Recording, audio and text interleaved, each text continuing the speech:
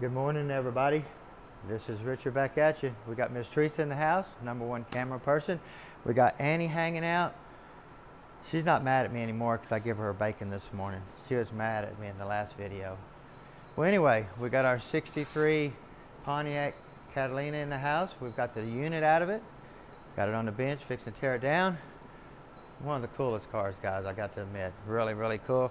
We did, in the last video, we got the drive shaft repaired. We got all that work done. So basically all we got to do is take the tranny apart, make sure everything's 100%, put it back in now. So I really like that, having that part done. Come to find out. Something's missing. There's no motor. Oh. What'd you do? I put it in the car. Man, you're quick. Yeah, I'm waiting on head, so I wanted to get it stuck in the car. And that way I had that much less work to do. But it's basically all stuck in, hooked up.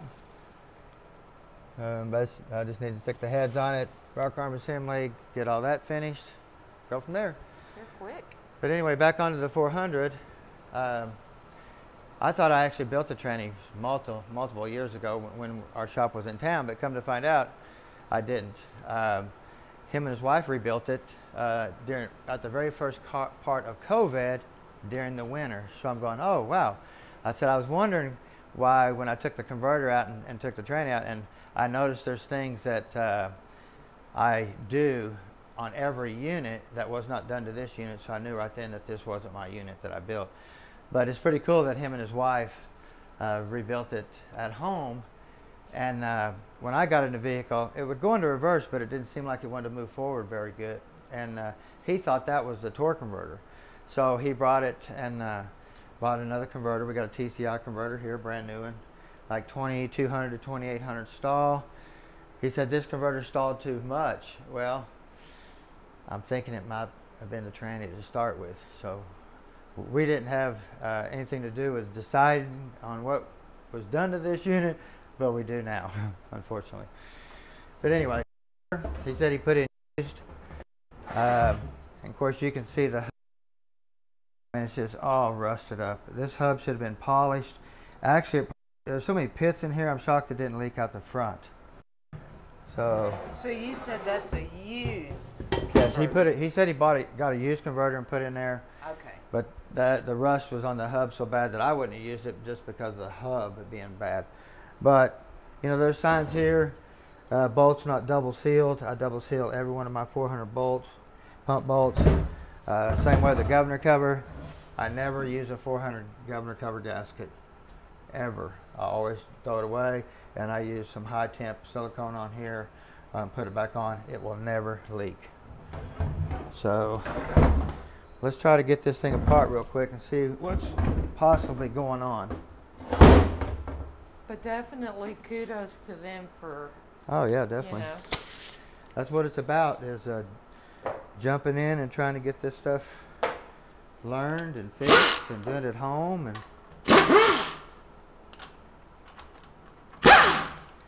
now we definitely want to put a new tranny mount on it. You can see it's all cracked up, collapsed. It's all fell down on itself. Now we did talk about when we were looking at the drive shaft in the other video that the tranny was sitting like this, so that the tranny needed to be lifted up. Right. This could be a big part of it, not as much, because this isn't enough to really angle as far as it is, so we're still going to have to put some spacers in here and lift the tranny up off the mount. We don't want to lift the mount up off the cross member, but we do want to extend this area here. Put a new mount on there. I don't know if, it didn't seem like it had a lot of tail housing weight on the mount when I lifted it up, but it's really hard to tell. Might have to go to a neoprene style mount, something a lot stronger than that mount there.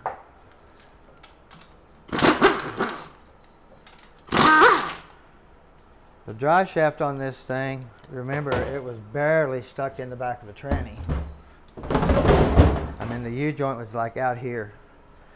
So I'm curious to see if there's damage done to the bushing. I see a little stuff right there. Yeah, metal shiny.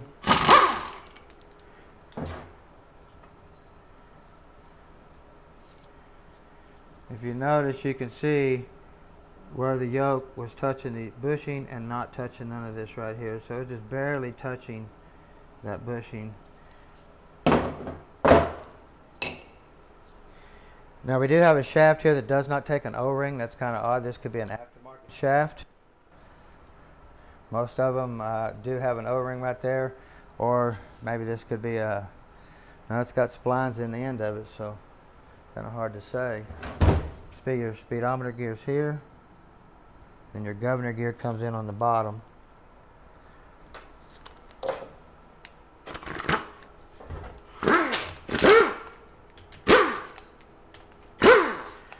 What I like to do it too also is I like to check my governor depth, which you can kind of put like this. You can grab a screwdriver and you can stick it in here and see how much this governor moves in and out.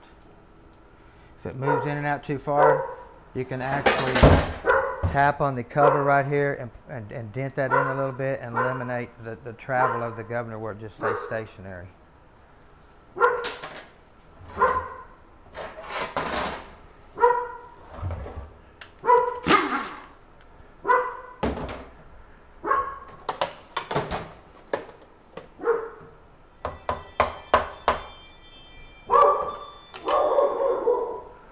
Uh-oh, got somebody here. You can see the gasket on the cover. We would leave that off and we'd just put a nice bead of silicone around here. Some really good stuff. You can see this, looks like the unit's got quite a bit of metal going through it because you can see how the governor is all scratched up. So we definitely want to check this bore in here, where this governor spins in here. Always put a new governor gear. You can tell that's a used one, but this governor is really scratched up. That's what I was saying on the fluid on the table. Actually, it looks stuck even. Right now it's moving. You can see it moving right there. The valve, just barely. So, we got our modulator here.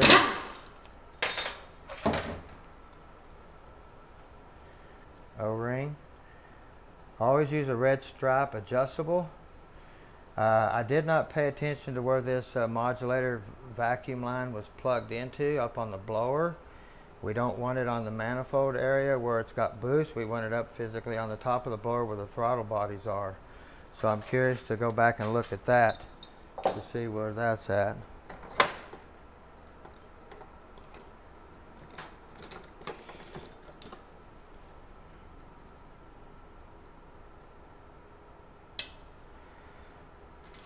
Modulator valve. A lot of your shift kits want you to put a spring on here. Kind of reduces modulator pressure. I always like to leave it off. It does firm up the shifts quite a bit more if you leave the spring off. If it's too firm, put the spring back on.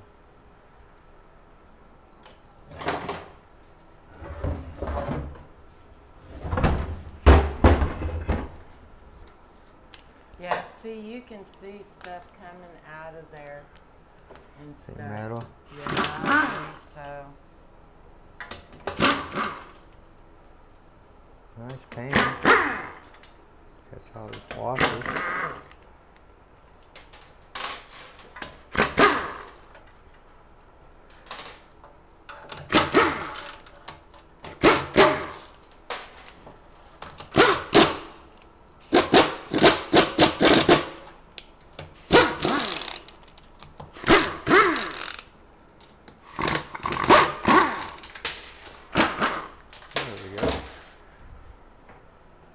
Hey, we got to remember to mention John. Hey John, what was his last name? I don't remember his last name, but his daughter was talking to us out at the drag. Yep. And he is Big fan. big fan. 5 years big fan, I believe he said. He's been watching our videos. Right. And he was So- out at the drag strip a couple of weekends ago. But he's got a few health problems, so he had to stay in his vehicle. And so we didn't get to meet him, but we did get to meet his daughter. Yeah, that was really cool too. And she just couldn't, when he was talking about, she always was thinking, who is Richie? Who's Richie? So, And then she finally got to meet us. And it was really, Right. we talked for probably 30 or 40 minutes easy out there. yeah. But we wanted to say hi. Definitely hi. And hi to the daughter and the husband, I believe. Yeah, I think they were. Thanks for Crazy watching, world. definitely. Yeah, definitely. You can definitely see all the metal in the pan. That's all metal. Oh, yeah. I mean, if you take these tubes out and look at the metal below the tubes, there is a ton of metal below those tubes. Oh, you can see it. I mean, just a ton of metal. That pan's is full. Now, we do have this piece here. This is where his transmission temperature gauge goes. We're going to knock all this off, clean it up, and see if I can't TIG weld that on there and get rid of the gaskets, because I hate gaskets. I hate filler plugs. I hate all that type of stuff. Just always seem to leak. They don't make a good one unless it's TIG welded in. Look at the filter. We do have a screen filter. Anytime you have a screen filter, you have to remember it's going to pass a lot of metal through that screen, especially the fine stuff like this tranny's making. Could have come out of the converter. We don't know until we physically get in here and start looking for stuff. So different filter? No, you want it. You have to run a screen, like okay, because it's going to move such a volume of fluid through the filter where a felt filter will not move that volume. With this filter here will, but the only problem is it don't catch the fine material like your felt filter would. I see. So you kind of give up a little bit to get a little bit, but right. have your filter extension here.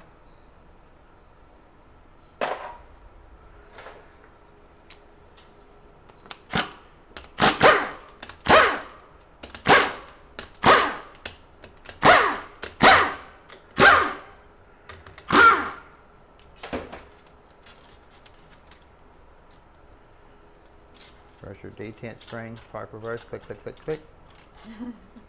Click, click, click, click. Makes that easy. Sorry. Then you're going to have 3 7/16 bolts right here.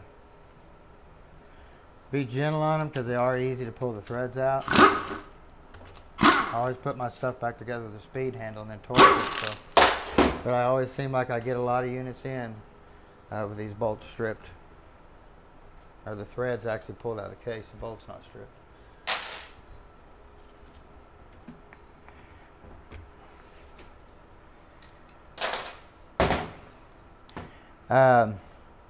Like I said, sometimes shift kits, you buy them, you can't do at home. It's a little bit harder to do at home. Like this shift kit here, I would assume it would have given him some sort of type of manual operation.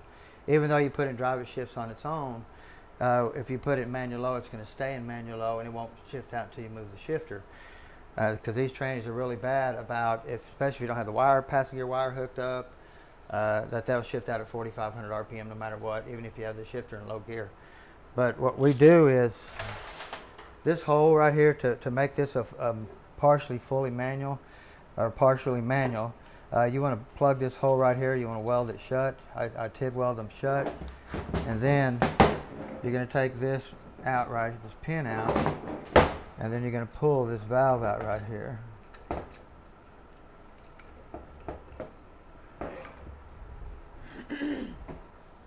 Maybe. If I can get something down in there.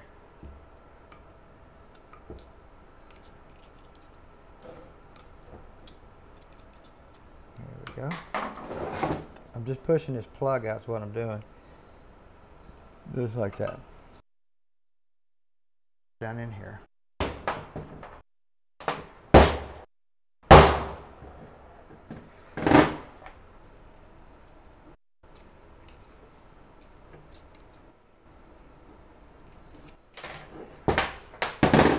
There we go. Okay. This valve here is already a modified valve. Normally you would take and grind the land off. Actually, it is not a modified valve. What am I looking at? I had it backwards. This land right here, you want to grind completely off right here. Grind this land off and plug this hole right here. When you do that, you'll have manual capability, but when you put in drive, it'll still shift on its own. When you put it at any. So grind that off right here, plug that hole, put it back together. Manual capability, really, really easy. If you're going to fully manual, all you got to do is weld your governor solid. You want to weld these paddles out like that, and then these inner paddles right here, You want to take and put a bead across his too. You don't want none of these paddles moving. You want them solid, solid, and you want these extended all the way out solid. You can TIG weld it there. That way they're solid. You can actually even grind the gear off. Leave the extension of it, but grind the teeth off. That way the governor is in the right position, but it does not have to spin.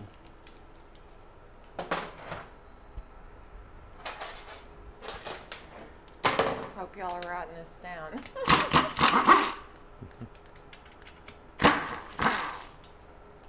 This is your passing gear switch. Passing gear on a 400 is electrical. There's usually a switch under the dash at the gas pedal, or there can even be one at the carburetor. When you push it, you activate and send 12 volts down here. Drops it down from third to second or from second to first. There's no such thing as passing gear. It's just dropping it down to the next gear. Gaskets. He did get his gaskets on right. If you notice here, you have this part right here, and you have this part missing right there. So you have to put that part against the case. If not, it will leak right there if you put that gasket. So you want that, and then this there like that.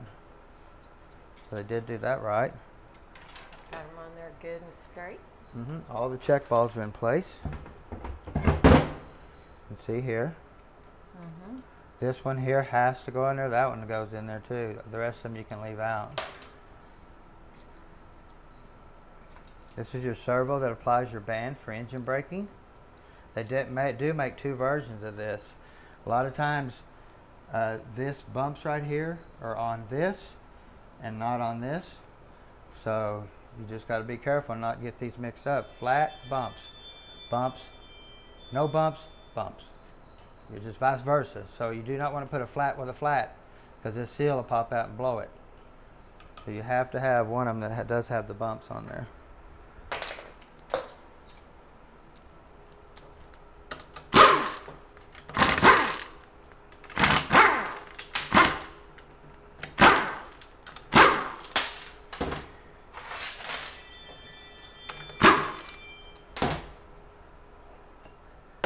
I think we have a visitor. Mr. Cody just showed up. Yep. We have a reverse servo and a third gear accumulator piston. Some of these will be Teflon, some will have metal. Always Scotch-Brite this up in here. That way your new seal, Scotch-Brite this up here, here. You got a rubber O-ring here, or seal here that slides up and down. You want it to be able to work and move.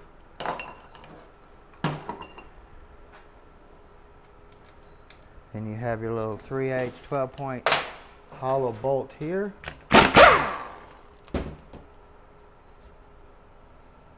480E is longer, and they will not retrofit.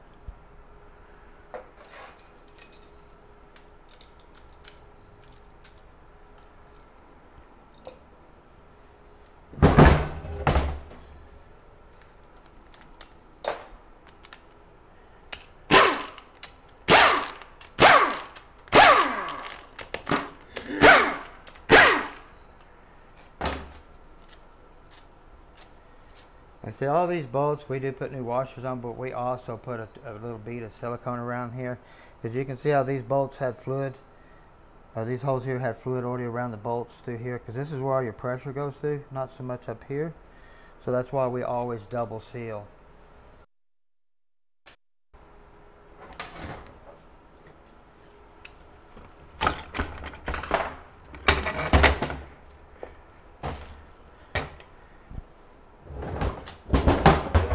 Also, you have this little nail right here. If this nail falls out, see that little nail? I can get it out there. If it falls out, and it's really easy to fall out in the parts washer, because it just slides in and out like that. You can easily just pull it out with your fingers, like that. And then this shaft falls out right here, and now your manual valve falls out. So you want to make sure you always put that back in there. Look for it anyway. Come on, get in there. There you go. Put it back in there. What I do is I always take and bend it when I take the tranny apart. That way I know that's not going to fall out. Not going to fall out. We have our pump gasket. We have our forward drum assembly right here. Looks like he did put a billet shaft in here. It does have a big spline right here on the end. What they did is to make it simple, they re-splined the drum and then put bigger diameter shaft in it with bigger splines instead of having this size here in the drum. You can see the difference in there, how much bigger it is compared to here. So actually I thought I had another one here sitting here. Actually it's over there on the bench. I was going to be doing Peyton's transmission here pretty soon. Oh my Lord, yeah, 16. July 24th, holy moly. Yeah. No more picking her up from school. That's terrible. Gave us something to do in the afternoon. Got alto clutches, some really nice steels. Still have our wave in there, which is okay, being that it's a cruiser. We don't want it banging into forward gear. That's a cruiser with nitrous? No, that doesn't have nitrous. What's that bottle in the center of the seats? I don't know. I don't think it has nitrous. There's a bottle in the center of the seat. Yes, I'd have to look. saw that yesterday in our video. Really, I gotta look. I gotta look a little deeper than yes, that. I didn't pay attention. This I've been so busy all over. Like it's a cruiser. Well, you can use nitrous as a cruiser if you need a little sneak peek to get somebody. Yeah. But we do have a billet input shaft, larger splines. Drum's been re-splined. You can see the diameter difference way bigger. It's a big upgrade. And of course we have our billet forward clutch hub. Nice ringing sound. Instead of a thud, thud, thud. Yeah. Look at this. Okay, they put a spacer right here. Tighten that up. Never seen that before, but it's kind of different what people do. If you put it there, you're going to have to change it here. So anytime you add something in your clearances in here, you're going to have to take it out somewhere else if it's too tight. So not sure what thousandths that shim there is, but okay. Let's get our third gear clutch out. Now remember, this forward drum had a wave. A lot of the 400s come with a wave in this drum to soften reverse, because you got your third gear clutch coming on and your reverse band coming on, and they needed some way to soften it, so they added a wave here. But for race car purposes, you're going to take the wave out and stack it up with a solid steel. So, but when you do that, you can expect a firmer reverse gear when you put it in. If you have a really high stall converter, you won't feel it as much because the converter will take up the hit. But if you're daily driving or a tow vehicle with a low stall converter for towing, and you take that out, you're definitely going to know you have a harsh reverse. But there's nothing you can do about it, because they're just trying to help you out on your third gear shift. Of course, we do have a 34 element sprag in here. This is an updated drum. This is probably a 4L80E drum, the way it's got this locking retainer right here, because the earlier ones, this snap ring was bad about coming off, so they added a spiral locking to it. What I used to do is just TIG weld the snap ring end to this piece right here, and it never would come out. But like I said, they added this. You can just spin it, get it to that spot. Get that Make you work on it. Well, you got to turn it and get that, because there's pieces right here, so that locks into there, like there. You got to get it to this spot right here, so it'll pop out of there. Right. You look at this, see how much, getting a little bit of wear on that plate. These fingers are almost totally gone.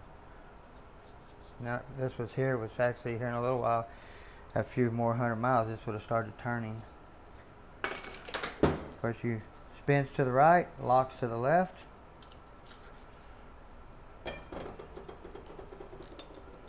Normally this would be a roller clutch. There would be lugs on here for the rollers, so that way the springs could push the rollers uphill. Remember that? But when you go to a sprag assembly, it's smooth. This will retrofit to the roller clutch. Okay? But if you look here, look how the pitting, how bad it's pitted. There's actually, Oh, yeah. you can feel that in your fingers. So this race will have to be replaced with a new sprag. You want to come in here and look at this and make sure there's no chattering. Scotch-Brite this up really good. Scotch-Brite it up in here where your sealing ring's going to go. Leave your center sealing ring out of here. Put your outer and then the one in the piston, but leave your center one out of the drum. You can actually leave the center one out of this drum too. Let's look and see what they did. How does that sound? I don't mind. Sounds like a plan. If y'all got time. Y'all got time? Give me a thumbs up if you do. It's not like I can see it. Well, we'll just see what they did, because I don't know how much power this car makes, actually. There's a bottle in between the two seats. Is there? Yes. Get another snap ring pliers, excuse me. Sorry if I'm giving away your secrets, by the way.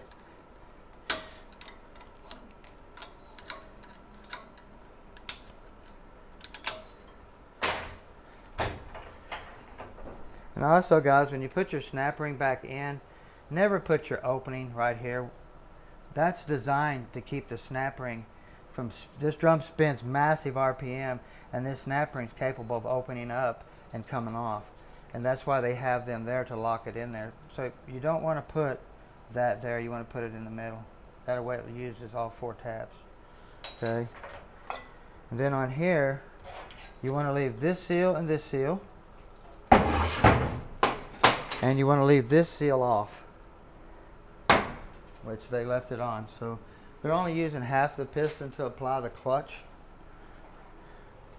So when you take this off, you use the whole seal like that. And we also do leave the seal off the center support. And then on the forward drum, we do the same thing. We leave that inner seal off. That way, it uses the whole piston to move the vehicle forward.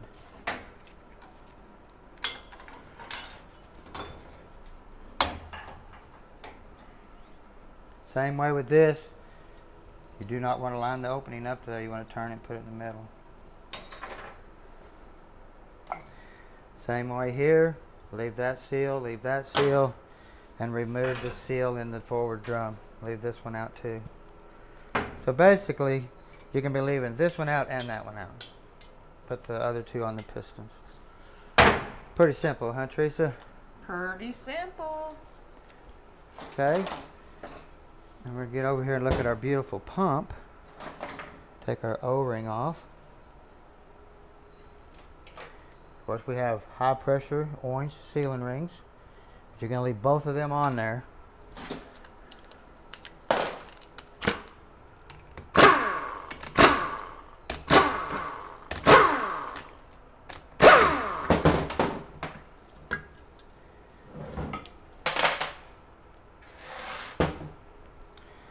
Okay, of course, you know you do have different length bolts.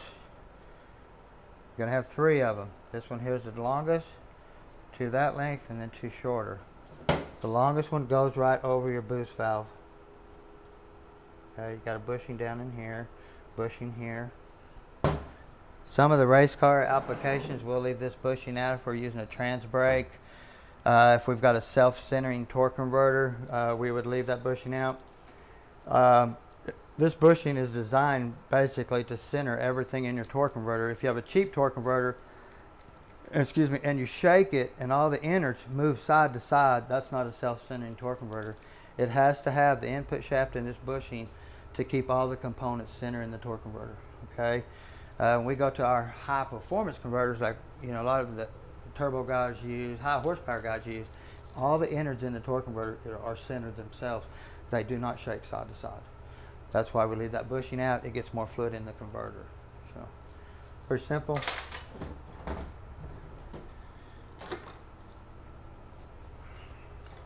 lot of the shift kits come with different springs right here, pressure regulator springs.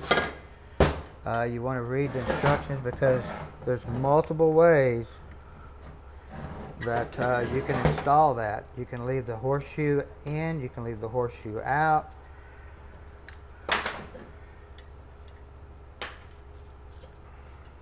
What I'm talking about is the shift kits, they make these springs different variations in strength, okay, for different pressures, depending on whose valve body it is and stuff like that. So you have this little horseshoe down here that sets on top of here, and then you have this piece with the 4 little tabs sticking up on there like that.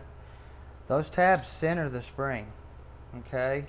But a lot of the shift kits want you to do away with that horseshoe and put that on there like that. And why that is because if you leave it on there, it's just way too much pressure. I mean, you don't even want to put it in gear because it'll just knock your teeth out. So just always read your instructions. Like I said, it's hard to guess. This almost looks like a factory spring. The color of it on the inside is blue. It doesn't feel like a high performance spring. They're a lot shorter sometimes and even a lot firmer to push in. Then you have your boost valve here. Never use an aluminum one. Always use a steel body and steel valve, especially in a high horsepower application. Also, your snap ring. The way they make these, they're round when they cut them out, and they're flat on this side. Always make sure you put the flat out. Don't put the round out. Put it flat out. When it blows out on you, you'll wish you put it the other way. Of course, we have our pump body and gears right here. If you look, this is actually the better pump body because it actually, they started putting oil on the back side of the pump gear right here off the pressure regulator valve. Where a lot of the early 400s did not have that, and they had major issues with wearing the body out from here to here because the gear would just go dry, and they added that right there to put more oil back on this gear.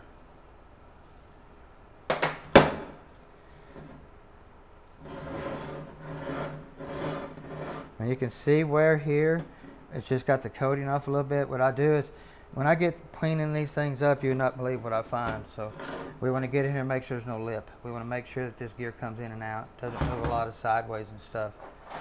When you put a trans brake on here where they lock the pressure down to like 220, 240, these are really bad about shoving that gear sideways. And with a factory modulator system, it idles, say, 45, 50 pounds. Or a trans brake, it idles at max pump pressure or whatever this spring will allow. Okay, so definitely gonna need some pump gears. Got quite a bit of scarring here.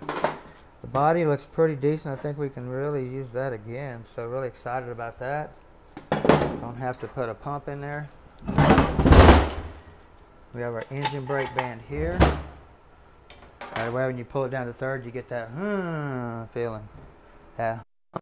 Huh, Teresa? Yeah, I love the car noises. A lot of people make a lot of different car noises. It's pretty funny listening to conversations on the phone. And see here too, guys, see how they put the opening of the snap ring in this cavity right here? Where this could break, start a breakage right here, break that finger off, break the snap ring off, you know, both sides. You always want to put this opening over here. Put a full length snap ring over here. Now they do make a support. You can do away with your engine brake band, and it locks in here on this pin that physically pushes on the snap ring right here. So they do make a cool kit that you can put in there. The trick is you don't have to make it shift so hard it just breaks the case. You know, a lot of these units, you know, we'll leave the wave in here. Especially on some of the 480Es and stuff, because they just hit so hard and try to blow this sprag up. See, you'll break this right here. That's one reason why we put this in here, is because second gear can hit so much harder than any other gear because the clutch is so big. But we only got 3 clutches in here. That would be a no-no to me. I'll be going back with thinner steels, thinner clutches. That way I can stack 4 clutches in here. And then I'll check. If I can put a wave back in here, I'll put a wave back in here.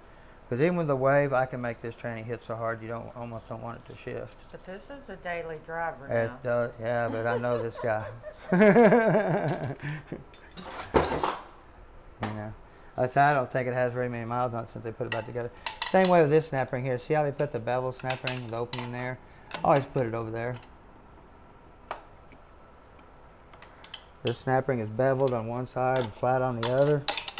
You want the, okay, flat here, bevel here. Stick it in like that. Put this piece over here in this big gap. Keeps from breaking the tips of your snap rings off. If they break off, they just wad stuff up in there. We have our center support. They did put a brass washer down in there. Normally they're plastic from the factory. You notice he did put all 4 sealing rings on here, which we will be leaving this sealing ring off. This one here off right here. That is doing the exact same thing as leaving this seal off here. So we want to leave it off there, leave it off here.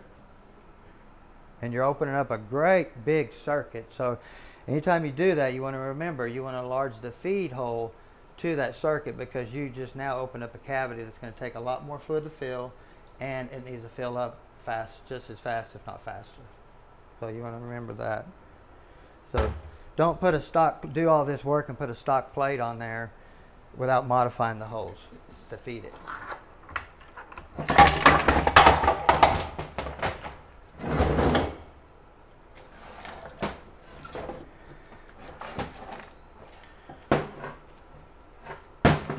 Of course, we have a bearing right here that's got a lip on it. See that lip? That lip sits down in here just like that. Bearing right there. Now you do have for any chatter mark. New bushing, put it in there. This plastic washer right here is a 2-tab. A lot of them are 4 tabs. You can see, let me get this out. This will actually accept the 4-tab washer. If you look here, it's got 4 holes for it. And what I would do, I would go back with a metal washer right here. And I'll show you. I'm fixing to do all this to my grandbaby's tranny too. So right down here, see that washer? Well, since we're going to roller bearing the back of this tranny anyway, this washer still looks brand new, and it's a 4-tab, and it's the exact same thickness as this plastic washer. So let's just take and put this steel one, or brass washer, right there. Okay, but there is one thing you definitely do want to look at, is these pins are bad about moving this direction.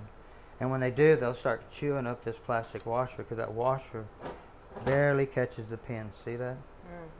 So not the ones, or excuse me, it's the ones with the roller, not the pins that put the body together. So these right here, you want to make sure they're below flush. And we always come in here and TIG weld them just a little bit to make sure that pin never moves again. Okay. New bushing. There's your roller clutch there. So you want to check these, make sure no wobbling, or pin discoloring, or anything like that. Now, actually, truthfully, since this is a 400, these bushings right here are actually wrong. This is like a 480E bushing rear lube. You notice how it's got grooves in the bushings? A 400 bushing would be a solid bushing, because the lubrication actually goes down the center of the shafts, where on a 480E, the oil goes down. Did I say bushing? I might have messed up. The oil goes down the center of the shafts, and on a 480E rear lube, the oil goes down the bushings, so on the outer of the shafts. Okay. So you cannot put a solid bushing in a 480E, because you cut lube circuit off right here. You have to have the grooves on the rear lube only. Okay? Yep. Anyway. I understood. You understood? Yep. Just wanted to make sure. It's getting hot. We have a little thin wash or snap ring that sets down here that the band sets on.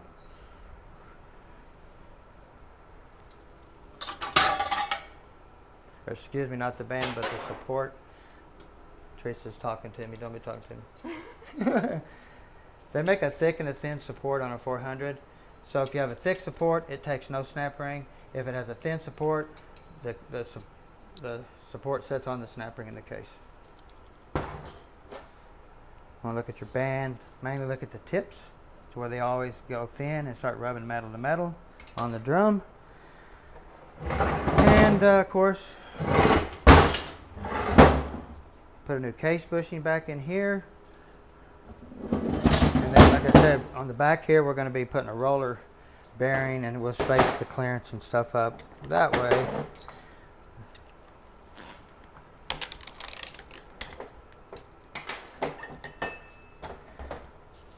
Bushing there. You want to make sure the bushing is deep sunk down in there. It cannot set flush because the way this bearing is designed with a lip that sticks out. See, that sticks out? So the bushing has to go below flush. If you put it flush, it's going to hit it right there and break the bearing. Another bearing there. Of course, you have your planet. Check your gears for any wobbling, pin, purpling, anything like that. And then you have your lube washer. I always leave these in. If I don't have one, I put it in there. It just traps the oil better inside the planet and keeps it full, and it makes it find its way out. If you leave this out, oil just falls out. It just slings it out.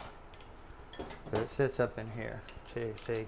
And it just seals oil into the system, into the planetary gear. Did Cody leave? Nope, he's over there hiding. Well, hey, Cody, what are you doing? Huh? Just hanging out? I thought I heard somebody come in, but I couldn't turn to see. Well, look who showed up, Cody. Always Leaving town Monday. Hey, that's good. That was good to see you again, definitely. Got a lot of things going here at the shop, huh, Teresa? Yep, and it's getting hot. It's getting Need hot. to go. Well, don't forget to subscribe, push your notification bell, go to the merch store, and good to see you again, Cody. Yes, sir. Have a great day.